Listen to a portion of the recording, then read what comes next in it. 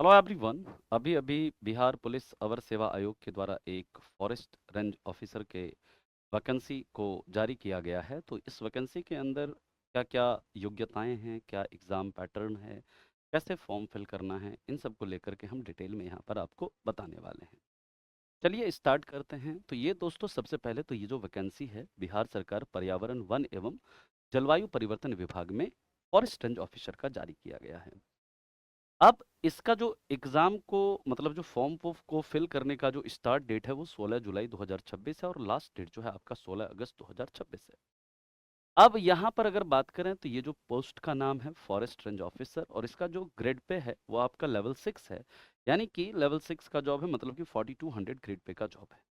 दोस्तों, यहाँ पर वैकेंसी जो है आपकी 16 है। 16 वैकेंसी इसलिए है यहाँ पर, काफ़ी कम वैकेंसी, क्योंकि आपको पता है बिहार में वनों की संख्या जो है, वो वनों का जो मतलब क्षेत्रफल है बहुत कम, ज़्यादा वन है नहीं। तो यहाँ पर वनों के रेंज ऑफिसर का जो वैकेंसी भी कम है, लेकिन ये सबसे अच्छी बात है कि ये वैकेंसी अब रेगुलर निकल रही है। इसके बाद अब यहाँ पर इसके लिए जो है आपका प्रतियोगिता परीक्षा आयोजित किया जाएगा और ये विज्ञापन संख्या 10/2026 है। अब यहाँ पर देखिए, इसके लिए जो आवेदन होगा आपका ऑनलाइन होगा और एक अभ्यर्थी एक ही आवेदन कर सकता है। अब यहाँ पर दोस्तों जो सवाल उठता है कि सर इसके लिए योग्यता क्या है? यहाँ पर योग्यता ध्यान से समझिएगा। यहाँ पर सबसे पहले तो भारतीय नागरिक होना अनिवार्य है। पुरुष, महिला और थर्ड जेंडर यानी ट्रांसजेंडर जो है वो भी क्या कर सकते हैं, इसे फिल कर सकते हैं।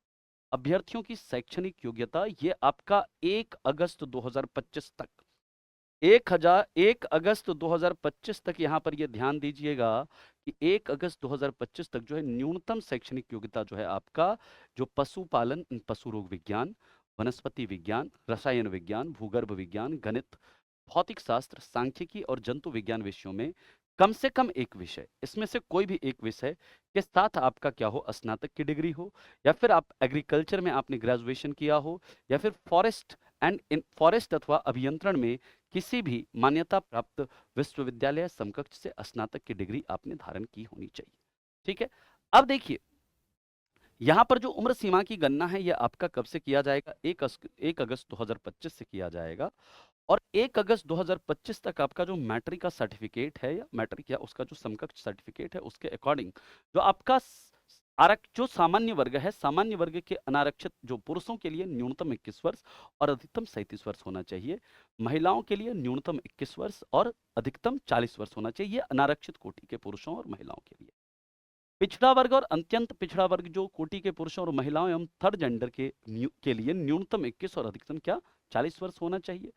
इसके बाद अनुसूचित जाति एवं अनुसूचित जनजाति के पुरुषों और महिलाओं के लिए न्यूनतम 21 वर्ष और अधिकतम क्या 42 वर्ष होना चाहिए।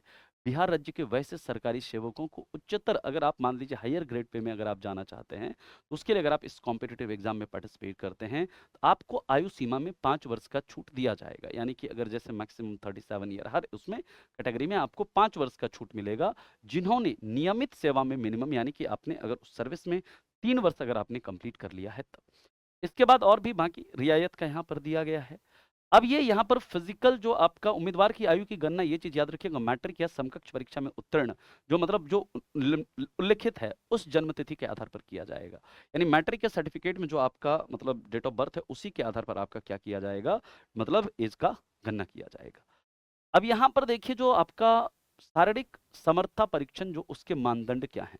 ऊंचाई जो है आपका अनारक्षित वर्ग या सामान्य वर्ग, मतलब सामान्य वर्ग या फिर पिछड़ा वर्ग, अत्यंत पिछड़ा वर्ग और अनुसूचित जाति वर्ग के पुरुषों के लिए यानी एससी के लिए आपका जो न्यूनतम है 163 सेंटीमीटर होना चाहिए। किसके लिए, यूआर, ओबीसी, ईबीसी और एससी कैटेगरी के लिए 163 सेंटीमीटर।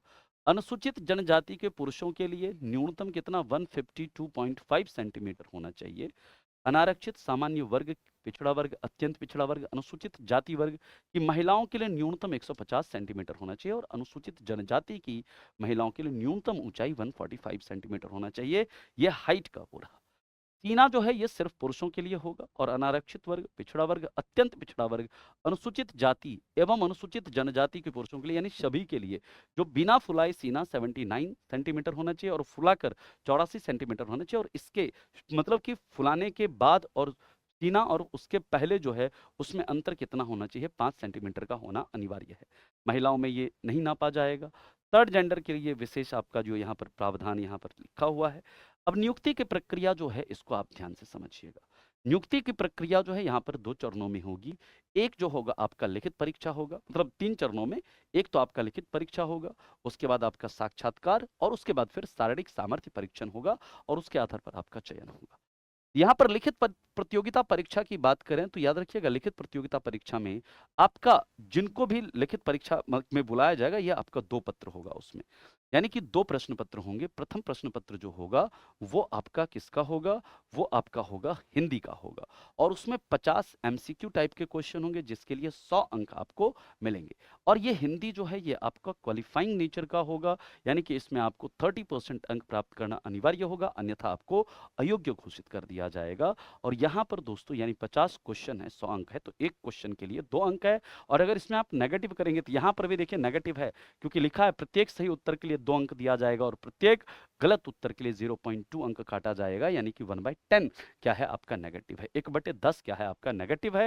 याद रखिएगा पहले पेपर में भी है। और ये चीज याद रखिएगा, सामान्य हिंदी पत्र के लिए परीक्षा की अवधि 1 घंटे की होगी, ये 1 घंटे का अवधि होगा इसमें।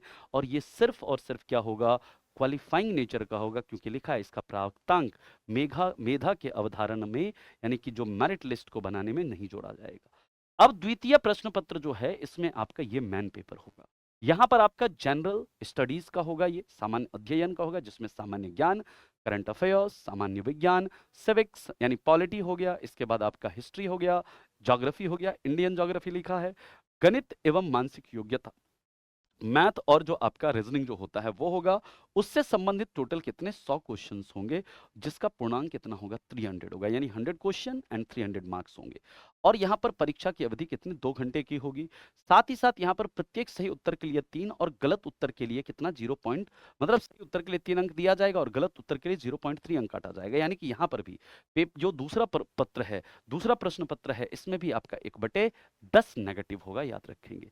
लिखित परीक्षा में जो आपका जितना अंक प्राप्त होगा, यानी कि जितना अंक इसमें आया लिखित परीक्षा में, इसके 6 गुना अभ्यर्थियों की, यानी जो टोटल वैकेंसी है उसका जो 6 गुना अभ्यर्थी है, उसमें प्राप्त अंकों के आधार पर 6 गुना अभ्यर्थी को किसके लिए? इंटरव्यू के लिए, साक्षात्कार के लिए बुलाया जाएगा।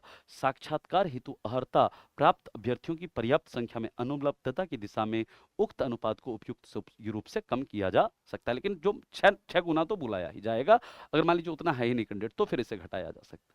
साक्षात्कार में उम्मीदवारों के संपूर्ण व्यक्तित्व एवं वनों के क्षेत्र पदाधिकारी के पद पर नियुक्ति के लिए उनकी योग्यता आंकी जाएगी। साक्षात्कार जो होगा ये कितने अंक का होगा? 50 अंक का, यानी कि ये जो साक्षात्कार है 50 अंक का होगा। साक्षात्कार में प्राप्त अंक को लिखित परीक्षा के प्राप्त अंक में जोड़ा जाएगा, यानी कि आपने 300 नंबर का जो पेपर हुआ वो, और उसके बाद जो साक्षात्कार में जो 50 अंक आएगा वो, यानी कि उसको क्या करेंगे? अब दोनों को जोड़ेंगे और फिर देखो दोनों को जोड़ करके आधार पर अंतिम मेधा सूची तैयार की जाएगी। उसके बाद लास्ट जो है आपका मेधा सूची तैयार किया जाएगा। फिर उसके बाद शारीरिक समर्थता परीक्षण होगा। साक्षात्कार के आमंत्रित उम्मीदवारों के लिए बिहारों के वनों के क्षेत्र पदाधिकारी संवर्ग के नियम के अनुसार एक शारीरिक समर्थता परीक्षण आयोग द्वारा आयोजित किया जाएगा। यदि कोई अभ्यर्थी इस परीक्षण में असफल होता है तो उसे केवल लिखित परीक्षा एवं साक्षात्कार में प्राप्त अंकों के आधार पर नियुक्त हेतु अनुशंसित नहीं किया जा सकता है। यानी कि अगर आप इस टेस्ट में, यानी फिजिकल टेस्ट में अगर आप फेल हो जाते हैं तो आपको आगे मतलब जो है अपॉइंट नहीं किया जाएगा। अगर इसमें जो मानदंड है ये आपको पूरा, आपको जो है देखिए क्या क्या मानदंड है फिजिकल टेस्ट का, कि आपका सभी कोटि के पुरुषों के लिए 25 किलोमीटर आपको पैदल चलना होगा। टोटल आपका घंटा समय जो रहेगा 4 घंटे। अधिक समय लेंगे तो आप असफल घोषित हो जाएंगे। तो 4 घंटे में 25 किलोमीटर आपको चलना है। इसके बाद महिलाओं के लिए 4 घंटे में कितना? 14 किलोमीटर चलना है। अधिक समय लेने पर आप क्या हो जाएंगे? डिस्क्वालीफाई हो जाएंगे। तो बेसिक है ये, इसमें बहुत ज़्यादा है नहीं फिजिकल में, बस आपको ये चलना है इसमें। ठीक है, इसके बाद आपका क्या होगा? चलना तो इतना तो चल ही लेगा भाई, है ना। 25 किलोमीटर जो है आपका 4 घंटे में चलना है पुरुषों को, और महिलाओं को कितना चलना है? 14 किलोमीटर चलना है 4 घंटे में, है ना। ये आपका होगा फिजिकल में, बस रनिंग वगैरह ये सब कुछ नहीं होगा आपका, है ना। यहाँ पर देखिए इसके बाद चिकित्सकीय परीक्षण होगा, यानी कि मेडिकल टेस्ट होगा। मेडिकल टेस्ट में शारीरिक समर्था परीक्षण में सफल अभ्यर्थियों का, जो इसमें आप सफल हो जाएंगे, फिर आपका मेडिकल टेस्ट होगा जो कि आयोग के द्वारा जो टीम गठित होता है उसके द्वारा किया जाएगा, और उसके बाद सफल एवं चयनित उम्मीदवारों का मानसिक एवं शारीरिक रूप से पूर्णतः उपयुक्त होना आवश्यक होगा। उन्हें ऐसे शारीरिक दोषों से पूर्णतः मुक्त होना चाहिए जिसके कारण सेवा काल में उन्हें अपने कर्तव्यों एवं दायित्वों के दक्षतापूर्वक निर्वहन में किसी प्रकार की बाधा हो। नियुक्ति के लिए एक आंख वाले व्यक्ति की अनुशंसा नहीं की जाएगी।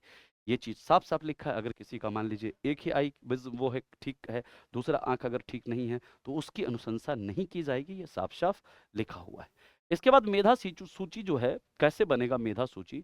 याद रखिएगा, उपरोक्त पदों पर नियुक्ति हेतु चयन के लिए अंतिम रूप से सफल अभ्यर्थियों की मेधा सूची लिखित परीक्षा एवं साक्षात्कार में प्राप्त अंकों के आधार पर आरक्षण के आधार पर कोटिवार की जाएगी। ये आपका दिया हुआ है। और अगर लिखित परीक्षा में 2 या 2 से अधिक अभ्यर्थी के समान अंक प्राप्त करने की दशा में मेधा सूची में उनके स्थान का अवधारण उनकी जन्म तिथि के आधार पर, यानी जिसका डेट मतलब एज ज्यादा होगा उसको वरीयता दी जाएगी, जिसका कम होगा उसको नहीं। अगर समान अंक प्राप्त है और समान जन्म तिथि भी है तो ऐसे अगर 2 अभ्यर्थी हैं तो यहाँ पर उनके स्थान का निर्धारण उसकी शैक्षणिक योग्यता के आधार पर किया जाएगा। यानी कि जो ज्यादा मतलब क्या कहते हैं एजुकेटेड होगा उसको मेधा क्रम में क्या रखा जाएगा, ऊपर रखा जाएगा। मान लीजिए कोई अगर ग्रेजुएट है, कोई मास्टर किया हुआ है, तो मास्टर किए हुए वाले बच्चे को वरीयता दी जाएगी। इसके बाद याद रखिएगा यहाँ पर जो है कह रहा है कि उपरोक्त के बावजूद शैक्षणिक योग्यता समान होने की दशा में, इन सब में भी अगर आपका शैक्षणिक योग्यता समान है, वो भी समान है, मार्क्स डेट ऑफ बर्थ भी सेम है, तब क्या होगा, वरीयता में 10वीं बोर्ड के प्रमाण पत्र में यथोलिखित नाम की अंग्रेजी वर्णमाला के क्रम के अनुसार वरीयता दी जाएगी। यानी कि अगर आपका डेट ऑफ बर्थ भी सेम, नंबर भी सेम है ना, दोनों ही अगर आपका क्या हो गया, सेम हो गया, और एजुकेशनल क्वालिफिकेशन भी सेम, तो उस कंडीशन में आपका जो 10th का सर्टिफिकेट है उसमें जो अल्फाबेटिकल अंग्रेजी वाला जो होता है, जिसका लेटर पहले होगा उसका नाम जो है पहले आएगा। यानी अगर आपका नाम ए से शुरू होता है तो आपको वरीयता दिया जाएगा। ये है। इसके बाद ये कह रहा है कि लिखित परीक्षा के आधार पर तैयार की जाने वाली मेधा सूची हेतु अनुसूचित जाति, अनुसूचित जनजाति एवं महिला वर्ग के अभ्यर्थियों के लिए न्यूनतम 32% लाना अनिवार्य है। अगर इससे कम है तो कोई मतलब नहीं है। पिछड़ा वर्ग के अभ्यर्थियों के लिए न्यूनतम 36.5% और अत्यंत पिछड़ा वर्ग के अभ्यर्थियों के लिए न्यूनतम 34% तथा सामान्य वर्ग के अभ्यर्थियों के लिए न्यूनतम अर्धांक जो है वो 40% होगा। इस चीज को आप याद रखें। यहाँ पर जो कह रहा है बिहार पुलिस अवर सेवा आयोग, ये सब ठीक है। यहाँ पर अब देखो ये कोटिवार जो है आपका क्या दिया है, डिटेल दिया हुआ है कि आपका जो कुल रिक्ति जो है इस 16 में से अनारक्षित के लिए 6 है, एससी के लिए आपका 3 है, एसटी के लिए 0 सीट है, यहाँ पर अत्यंत पिछड़ा वर्ग के लिए 3 है, पिछड़ा वर्ग के लिए 2 है, पिछड़े वर्ग की महिला के लिए 0 है, और इसके बाद जो है आपका यहाँ पर आर्थिक रूप से कमजोर वर्ग जो है इसके लिए कितना है, आर्थिक रूप से कमजोर वर्ग के लिए कितना है, 2 सीट है ना। बाकी वहाँ पर जो है 33% का जो वुमन को रिजर्वेशन मिलता है, 35% का जो वुमन को रिजर्वेशन मिलता है, 35% का वो भी रिजर्वेशन आपको मिलेगा। बाकी ये सब आरक्षण से रिलेटेड प्रोविजंस यहाँ पर दिए हुए हैं, है ना। तो जिन भी बच्चों को, ये सारा आरक्षण से रिलेटेड क्या है यहाँ पर प्रोविजन दिया हुआ है। कट ऑफ तिथि जो है सभी अभ्यर्थियों के लिए याद रखिएगा, आयु सीमा, शैक्षणिक योग्यता या अन्य एलिजिबिलिटी जो है वो किस आधार पर, किस डेट पर निर्धारित की जाएगी, 1 अगस्त 2025 पर निर्धारित की जाएगी। जो आपका फॉर्म फिल करने का जो मतलब पेमेंट फी है वो आप जानते हैं बिहार में जितना भी एग्जाम होता है उसके लिए कितना है, 100 रुपया है, और ऑनलाइन ही आप क्या कर सकते हैं, फॉर्म फिल कर सकते हैं। ऑनलाइन फॉर्म फिल करने के लिए क्या करना है, आपको इस वेबसाइट पर जाना है और फॉरेस्ट डिपार्टमेंट टैब पर जाकर एडवर्टाइजमेंट नंबर 10/2026 से संबंधित लिंक पर क्लिक करना है। इसके बाद ऑनलाइन आवेदन संबंधित लिंक पर क्लिक करके आप आवेदन भर सकते हैं। इसके लिए आपका क्या होना चाहिए, मोबाइल नंबर और ईमेल आईडी होना क्या है, अनिवार्य है। ठीक है, तो इस चीज पर जाकर के क्या कर सकते हैं, आप अपने फॉर्म को फिल कर सकते हैं, और एक अभ्यर्थी जो है एक ही आवेदन क्या कर सकता है, फिल कर सकता है। अगर एक से ज्यादा आवेदन फिल करते हैं तो उनका जितना भी आवेदन है उसको क्या कर दिया जाएगा, कैंसिल कर दिया जाएगा। इस चीज को आप याद रखेंगे। ठीक है, तो ये सब जो है ऑनलाइन आवेदन जो है कर दीजिएगा, है ना। अगर मान लीजिए अगर आपने कोई गलत विवरण भर दिया है तो आप अगर क्या करते हैं, भुगतान कर दिया है आपने, तो अगर आप भुगतान करने के बाद उसमें सुधार नहीं कर सकते हैं तो आप वो आवेदन रद्द करके आप फिर से क्या कर सकते हैं, दूसरा आवेदन जो है आप कर सकते हैं, लेकिन जो आपका शुल्क कट गया होगा उसे वापस आपको नहीं किया जाएगा। इसमें जो है आपका फोटोग्राफ जो होना चाहिए रंगीन होना चाहिए, 2 माह के अंदर खिंचा हुआ होना चाहिए, जिसका बैकग्राउंड सफ़ेद होना चाहिए, 15 से 25 केबी के बीच का होना चाहिए, इस फॉर्मेट में होना चाहिए। उसी तरह साइन जो है आपका काली या नीली स्याही में होना चाहिए, अंग्रेजी और हिंदी दोनों में होना चाहिए अलग अलग। इसके बाद इसका भी साइज ये होना चाहिए, फॉर्मेट आपका ये होना चाहिए, है ना। इसको स्कैन करके क्या करना है, आपको अपलोड करना है, और साइन भी जो है आपका व्हाइट बैकग्राउंड वाले पेपर पर होना चाहिए। ठीक है, तो ये सब इसका डिटेल है। तो आप लोग इससे क्या करिए, जिन भी बच्चों को इसका फॉर्म फिल करना है वो क्या कर सकते हैं, जा सकते हैं किस पर, जो बिहार पुलिस अवर सेवा आयोग का जो वेबसाइट है, उस वेबसाइट पर जाकर के क्या कर सकते हैं, आप इस फॉर्म को फिल कर सकते हैं। तो जो भी बच्चे इसके लिए, मतलब सिलेबस आपका ठीक है, तो आप इसे क्या करें, मतलब फिल कर दें। Thank you.